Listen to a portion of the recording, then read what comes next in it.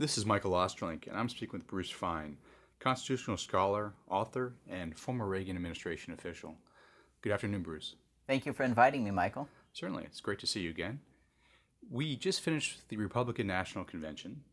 We're going into the Democratic National Convention here in a few days. It seems to be a lot of breads and circuses. I know you're quite critical of how the distinctions you might make between leaders and statesmen and the politicians we have now leading us today.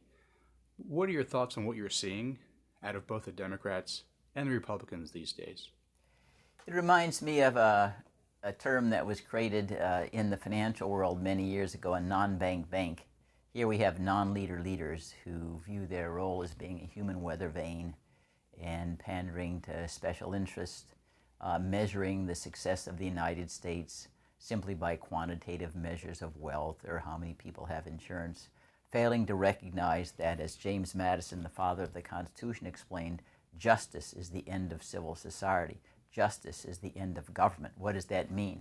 Due process, equal application of the laws.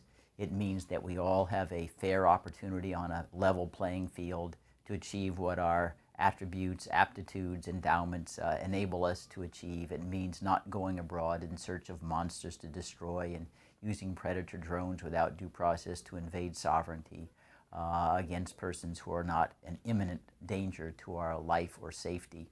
All of these things are lost by these, the non-leader leaders who simply stand up and say things that they think will appeal to people's, what I would say, crasser desires, money, creature comforts, sense of thrill at being so-called number one in the world. You know, you'll hear all these candidates saying, well, we're going to return the United States to be the century of the United States again, or America, as though politics and life was like a football ranking scheme between the top 10, Big Ten or the NCAA ranks. You know, politics in its leadership sense is to be about making everyone a winner, everyone proud of the country, everyone wanting everyone else to succeed, even though there's a rivalry because we're all, in some sense, competitive and have our own vanities, but never being delighted or gloating over someone else's failure. Now, how did we get to where we are? We have non-leader leaders. Because if you ask yourselves where we began as a nation, first 6 presidents, George Washington, John Adams, Thomas Jefferson, James Madison, James Monroe, John Quincy Adams, that 6 stand at the apex of leadership qualities in the history of politics, not just at that time, which was, say, at the end of the 18th century and the beginning of the 19th century. So what brought us to a situation where we've exchanged those virtual demigods of political wisdom who drafted the Constitution, the Declaration of Independence, George Washington's farewell address, the Federalist Papers, those institutions that still thrive today in the United States, to where we are when we look at leaders, candidates with Paul Ryan, Barack Obama, Joe Biden, Mitt Romney. These are people who would not have even been invited to attend the Constitutional Convention of 1787. And one of the things that I wanted to address here at this opportunity is something of a taboo subject. We live certainly today, in certainly a democratic society where the majority rules is accepted as something that can never be questioned and challenged as inferior to perhaps other ways of thinking about leadership and political power and control. It's taboo to even speak of the idea of an aristocracy of merit, an aristocracy of wisdom. You just use the word aristocracy. Oh, you just can't say that. You must be an elitist, or in favor of monarchy or something of that sort.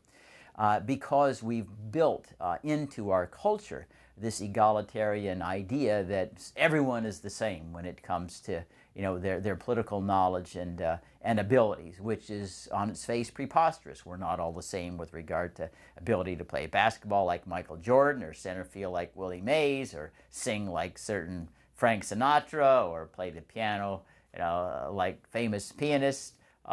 And that's also true in the realm of politics. It doesn't mean that those who are gifted have more rights under the law, but it means that we should pay deference to those who are exceptionally gifted in understanding all of the intricacies of making the moving parts at any community work in a political system that doesn't provide the oppression of any and creates an equal opportunity for all.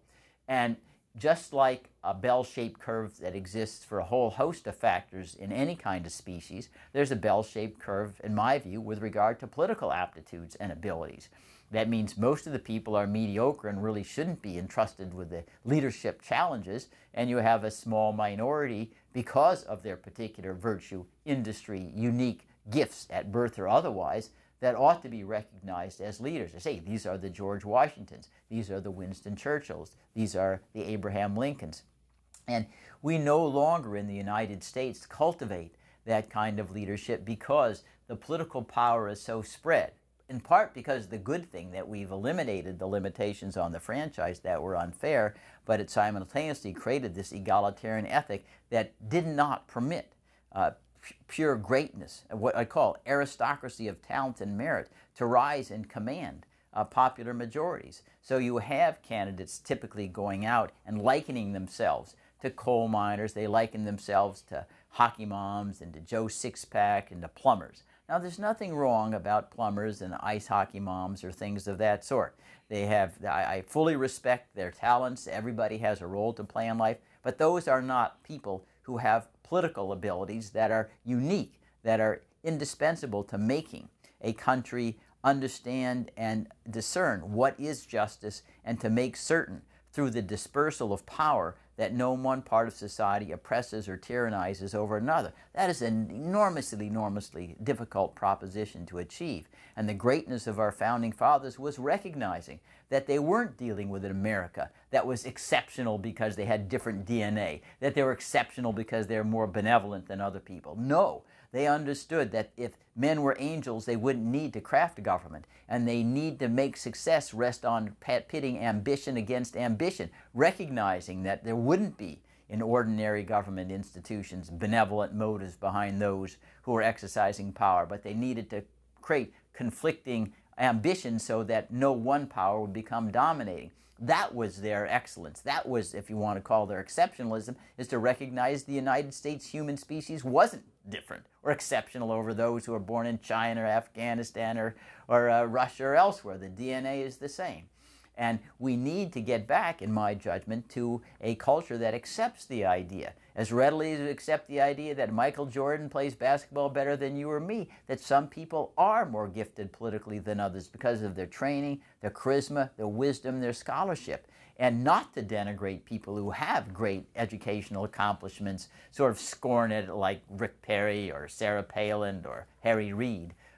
Who may be mediocre and they may be fine people, but they do lack the wisdom necessary to conduct a political leadership in a country to take it back from the precipice. And I know it sounds very jarring to hear these words, because we've been taught for so long, really from instinct, from birth, that no, we have an egalitarian democratic system. There isn't anything like an aristocracy. We got rid of that. But there are aristocracies of political talent as there are aristocracies of other kinds of talents. And until the United States returns to that understanding, despite our egalitarian, if you will, culture, I'm afraid that we're going to be stuck with these non-leader leaders for the indefinite future. It seems to me, Bruce, that we have a perverse elitism at this time. Going back and remembering the Democratic National Convention for Obama the first time, and having watched parts of the one for Romney over the past couple of days, it seems to me that they attempt to make these men Christ-like figures, where they're held in high esteem, not for some of the values and ideals that you just articulated, but for more of kind of an emotionality. Kind of what I would call the Oprah Winfrey effect, that they can connect with you as a human being, and the emotional relationships are important, and they do good things in their community, and they are caring and loving people. What do you think caused us to go from kind of these high intellectual values that you just described to kind of this base emotionality, where it's really important, as you say, to connect with Joe the plumber or hockey moms? What I totally would call the Disneyfication of America. I think it's because the United States given our total commitment to democracy, I say the irony is it's a good thing. I mean, we don't want to disfranchise people, but it entrusts power to those who have a difficult time conceiving life of more than creature comforts, rooting for your football team on the weekend or going to a rock concert, and feeling a thrill about being number one in military arms and going abroad and sending predator drones wherever we want, so that we no longer have a culture that celebrates and honors wisdom and knowledge. We don't have Rodin's thinker as the icon for youth. We have Madonna or Lady Gaga, moral and intellectual wretches who know nothing are the icons that are to be admired by youth. So how do we get there? It's a very difficult question to answer because we don't know all of the dynamism behind changes in political cultures. Why the French Revolution came at the time it did. Why did the American Revolution erupt finally in 1776?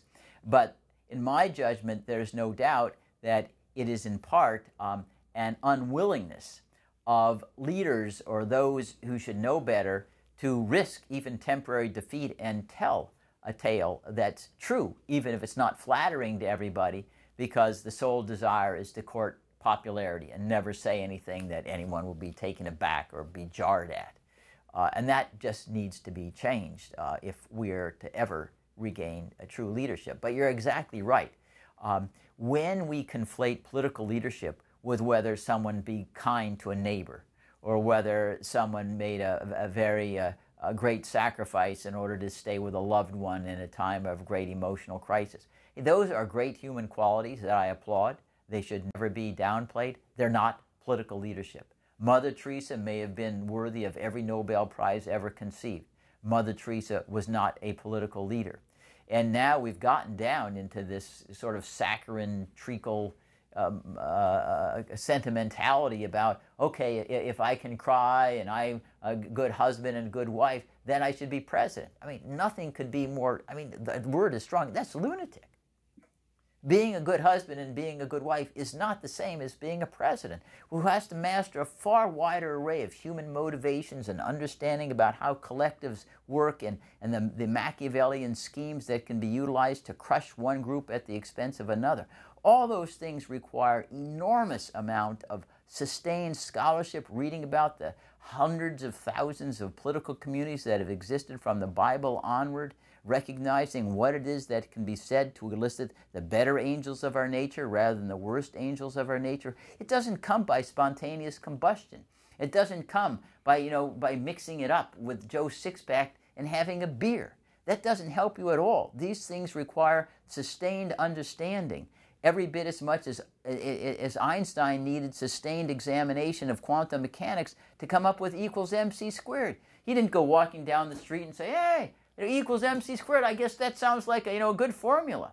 And we have, I think, very, very erroneously suggested that somehow wisdom and knowledge, intellectual depth and penetration of the likes of Aristotle and Plato and Socrates can be come upon by reading a few minutes a day, being a fast study, watching TV, but it doesn't require a lifetime commitment. No.